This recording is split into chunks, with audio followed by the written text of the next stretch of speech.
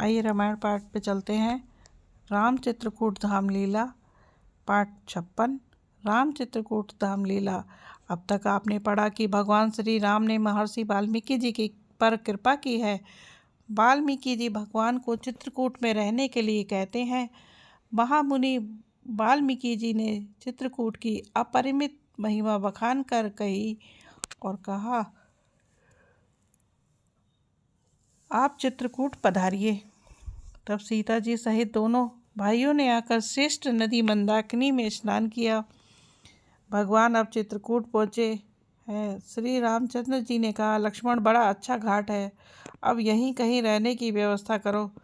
दो ऐसी सुंदर कुटिया बनाई जिनका वर्णन नहीं हो सकता। उसमें से एक बड़ी सुंदर छोटी सी थी और दूसरी बड़ी थी। लक्ष्मण जी और जानकी जी सहित प्रभु श्री रामचंद्र जी सुंदर घास पत्तों के घर में शोभायमान है। उस समय देवता, नाग, किन्नर और दिक्पाल चित्रकूट में आए और श्री रामचंद्र ने सब किसी को प्रणाम किया। गुरु की वर्षा करके देव समाज ने कहा, हे नाथ, आज आपका दर्शन पाकर हम सनात हो गए हैं और दूर से ही वंदन करके चले गए। चित्रकूट रघुनंदनु चित्रकूट रघुनंदन छाए, समाचार सुनि सुनि मुनि आए।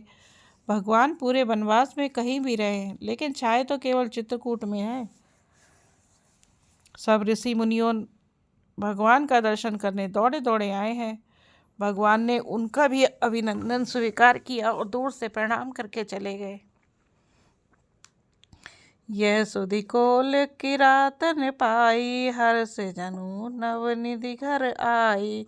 कंद मूल फल भरी भरी दोना, चले रंक जनु लूटन सोना। अब भगवान को एक दृश्य देखने को मिला है। चित्रकूट के वन में रहने वाले वनवासी दूर से देख रहे हैं। बड़े बड़े देवता, बड़े बड़े ऋषि मुनि इन्हें वंदन करने आ रहे हैं। जरूर कोई बहुत बड़े व्यक्ति हैं ये। अब इन्हें मालूम तो नहीं कि ये कौन है और भगवान का रूप देखकर दीवाने हुए जा रहे हैं। वो सभी मतवाले हुए जा रहे हैं। सोच रहे हैं कि ये ऐसी कैसी छोटी सी कुटिया में रहेंगे। भगवान ने देखा कि ये सब मुझे देख रहे हैं, पर संकोचवश नजदीक नहीं आए। तब भगवान ने लक्ष्मण को कहा, तुमने कुटिया अच्छी बना दी है, लेकिन आसपास का वातावरण देख आते हैं। अब भगवान लक्ष्मण जी के साथ घूम रहे हैं और आनंद ले रहे हैं। भगवान अब उन्हीं वनवासियों के पास पहुँचे हैं। भगवान ने पूछा, आप जरा देखो और ये बताओ कि हमारी कुटिया कैसी बनी है और यहाँ रहने में कोई खतरा तो नहीं है ना। भगवान कहते हैं कि हमें वन में रहने की आदत नहीं है, अब तुम्हें पता तो है, तुम बता दो। भगवान बहुत प्रेम से उनसे बातें कर रहे हैं। वो बोले कि महाराज, आपसे हम क्या छिपाएं, आपने यहाँ कुटिया तो बना ली, दिन में तो कोई परेशानी नहीं होगी, पर रात में पूरी परेशानी है। हम आपको धोखे में नहीं रखेंगे, क्योंकि ये जंगल है, यहाँ कभी हाथियों का झुंड आ जाता है और पूरी की पूरी बस्ती उजाड़ देते हैं। यहाँ तालाब के पास कभी बाघ भी आते हैं।